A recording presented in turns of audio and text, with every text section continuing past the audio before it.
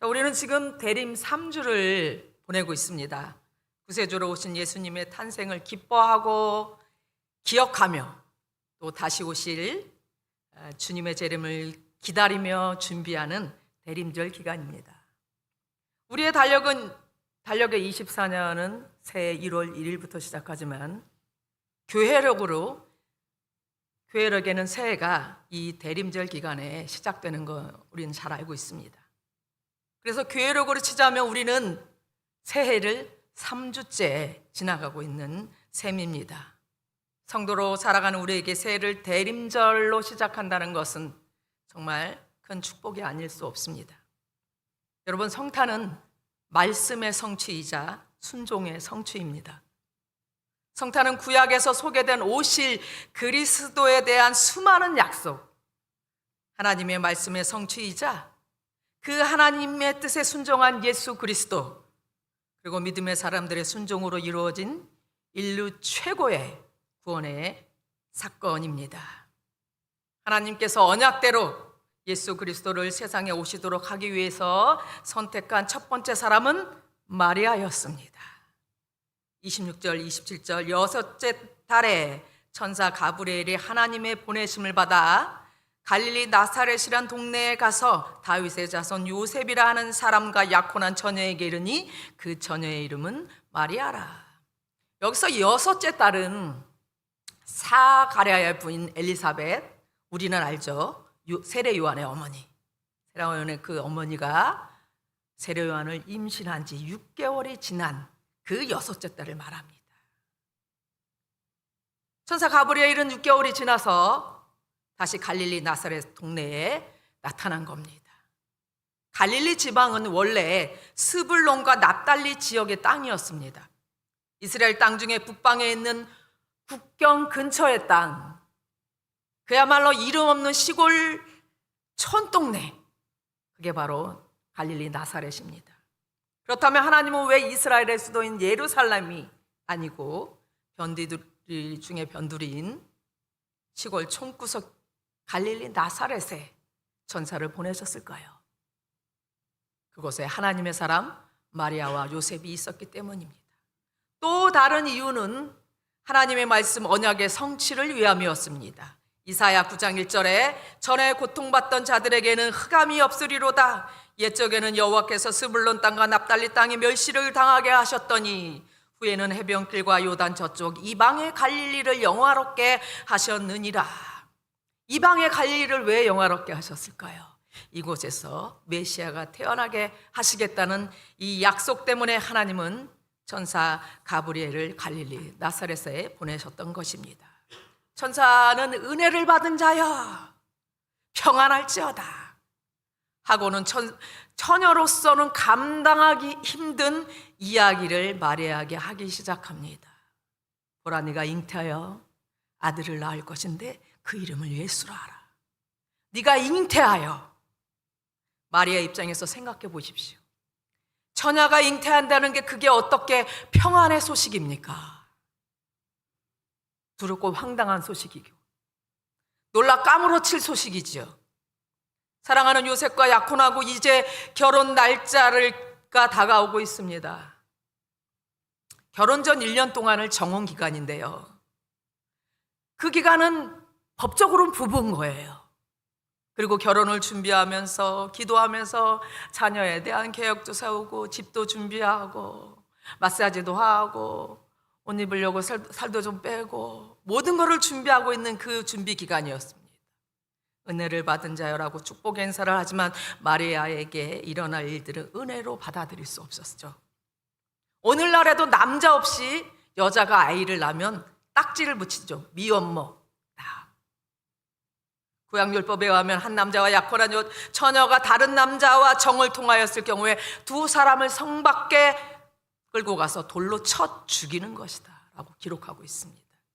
당시 정서를 고려할 때 이는 사망 선고와 다름없는 아주 무서운 소식이었습니다. 게다가 요셉은 어쩌고요? 요셉이 당할 괴로움과 모욕을 생각하면 천사의 이 소식은 마리아에게 인생을 망치는 최악의 소식인 것입니다. 그래서 마리아는 선뜻 예스 오케이라고 받아들이지 못합니다. 나는 남자를 알지 못하니 어찌 이 일이 있으리까. 여기서 안다는 것은 경험한다는 것입니다. 동침을 의미하는데요. 다시 말해서 마리아는 자신이 남자를 가까이 하진 않은 정결한 처녀임을 분명히 말하는 것입니다. 여러분, 이런 반응이 좀 언짢으십니까? 당연한 반응입니다.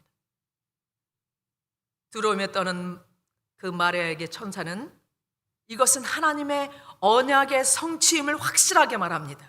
35절, 성령이 내게 임하시고 지극히 높으신 이의 능력이 너를 덮으시리니 이러므로 나실 바 거룩한 이는 하나님의 아들이라 일컬어지리라. 그때 마리아의 머릿속에 번개처럼 떠오르는 말씀이 있었습니다.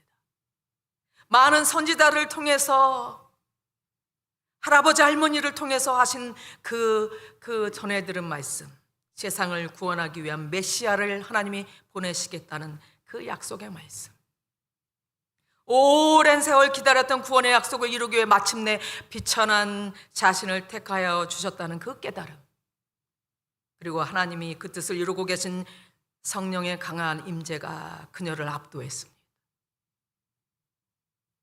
그녀를 겸손케 했습니다. 그리고 온들지 않는 믿음이 그녀를 순종으로 인도했습니다. 마리아는 조상 때부터 기다렸던 그 메시아, 언약대로 구세주를 보내시기 위한 이 하나님 뜻 앞에 순종의 고백을 합니다. 주의 여종이오니 말씀대로 내게 이루어지이다. 이 마리아의 한마디의 고백은 인류의 역사를 바꾸어 놓았죠. 이것은 처녀의 몸으로 아기를 잉태하겠다는 죽음을 각오한 결단이었습니다. 그동안 자신의 생각과 기도하며 꿈꿔왔던 나름대로의 비전까지 모든 것을 포기하고 내려놓는 믿음의 결단이었습니다. 오직 하나님의 뜻이 이루어지길 바라는 온전한 순종의 결단이었습니다. 칼빈은 이렇게 말합니다. 하나님에 대한 모든 지식은 순종을 통해 나온다. 하나님에 대한 지식은 이해하고 납득하는 것이 아니라 말씀에 순종하는 것이다. 어떤 명령일지라도 말씀 앞에 믿음으로 결단하고 순종할 때 하나님을 더 많이 알게 되고 하나님의 뜻을 더 확실하게, 더 깊게 깨닫게 된다는 것입니다. 저희 중고등부가 11월 마지막 주 되면은 총회를 합니다. 제일 중요한 건 내년에 리더십을 뽑는데, 이번에는 아주 우리 꽃꽂이를 하시는, 밝혀도 되죠, 이제 기도해 주시라고 김승덕 집사님 큰아들이 됐는데, 이 친구는 굉장히 수줍음이 많은 친구예요. 뭐든지 잘해요. 근데 추천을 받고 나면 회칙에 나와서 뭐래도 얘기해야 되거든요. 결단을. 아니면 못하겠습니다라고 얘기를 해야 돼요. 근데 이 친구가 딱 나와서 뽑아주시면 열심히 하겠습니다, 이 말이 나오는 순간 환호성과 함께 박수가 터져 나왔어요. 근데 그 이후로 이제 문제가 된 거예요. 엄마도 긴장하고, 엄마가 깜짝 놀라서 김수정 집사님이 집에 가시고, 집에만 가면 날마다 우리 성호가 엄마 나 못하겠어, 엄마 못하겠다, 엄마한테 이렇게 조르는데요. 사실요, 교회 오면은 목사님 이번 카톡은 어떻게 해야 합니까? 이렇게 아주 담대하게 하고 있습니다. 그래서 성호에게 말해요. 네가 순종했기 때문에 하나님이 너에게 반드시 인도하실 거다. 리더십을 주실 거다. 그 증거가 우리 종규거든요. 홍종규 아시죠? 너무 유명해. 2년 회장을 했습니다. 그 친구는 일하고 나면은 집에 가서 얘기하면 안 돼. 웁니다. 행사 끝나고 나면 상처가 돼서. 리더십에게 말은 못하지만 그런 친구였어요. 근데 지금은 어엿하게 아주 멋있는 믿음의 우리 청년이 되어가서 내년에는 중고등부를 걱정하면서 부교수를 하겠다고 결심하고 지금 횃불의 밤을 열심히 준비하고 있습니다. 마리아의 나이가 10대로 추정되는데요, 13세로 추정됩니다. 그렇게 생각하면 말씀 앞에 모든 것을 내려놓는 용기, 순종을 결단하는 그녀의 믿음은 정말 놀라운 믿음의 거장의 모습이 아닐 수 없습니다. 그렇다면 마리아는 어떻게 주의 종이 오니 말씀대로 내게 이루어지리다, 이런 믿음의 고백과 순종을 할 수 있었을까? 묵상 가운데 첫 번째는 하나님의 은혜를 알았기 때문입니다. 자신의 인생에 임한 하나님의 무조건적인 사랑과 은혜를 깨닫고 경험했기 때문에 순종할 수 있었던 것입니다. 천사 가브리엘이 마리아에게 은혜를 입은 자여 하나님께 은혜를 입었느니라고 말합니다. 여기서 은혜를 입었다는 것은 값없이 은혜를 받았다, 거저 주다라는 뜻입니다. 그리고 이 단어는 완료 수동태 분사로 사용하고 있는데요, 조금 어렵죠. 그런데 이 완료 수동태 분사라는 것은 하나님께서 마리아에게 은혜를 베푸셨는데 그 은혜를 베푼 시점이 과거부터 현재까지, 그리고 지금도, 그리고 계속해서 지속되고 있다는 의미가 담겨 있는 것입니다.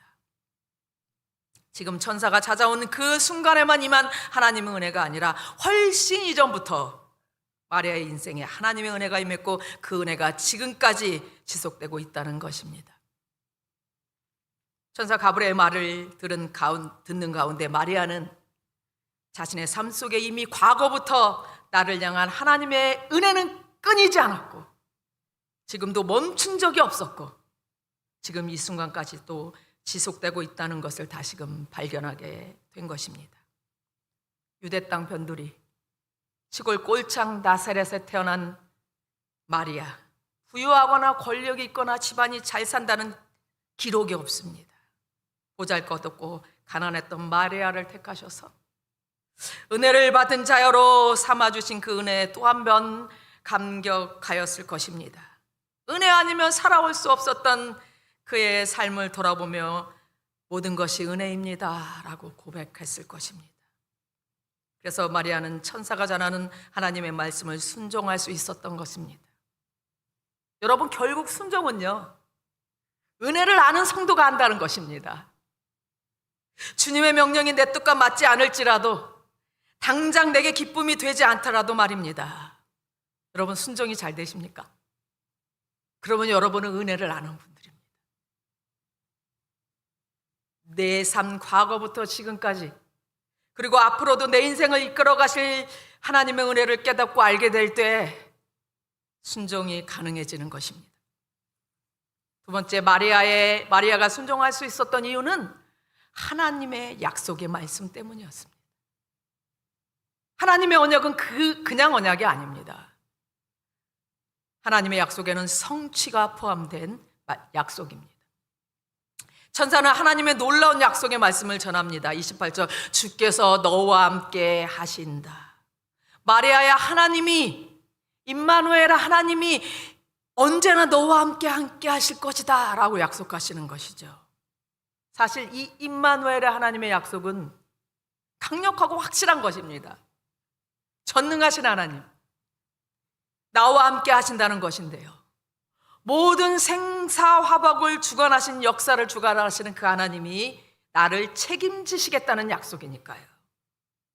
너무 큰 축복의 약속인데 잊어버릴 때가 많아요. 마리아도 그 순간 잃어버렸던 것 같아요. 그러나 천사가 직접 전하는 임마누엘의 약속은 하나님이 나와 함께 하시니 나는 어떤 일이 닥쳐도 감당할 수 있어 마리아에게 용기와 담력을 주게 만들었습니다. 31절, 보라 내가 잉태하여 아들을 낳으리니 그 이름을 예수라 하라. 여기에는 세 가지 동사가 있습니다. 잉태하다, 낳다, 예수라 하라. 그런데 이 세 가지 모두가 미래 시제로 사용하고 있다는 것입니다.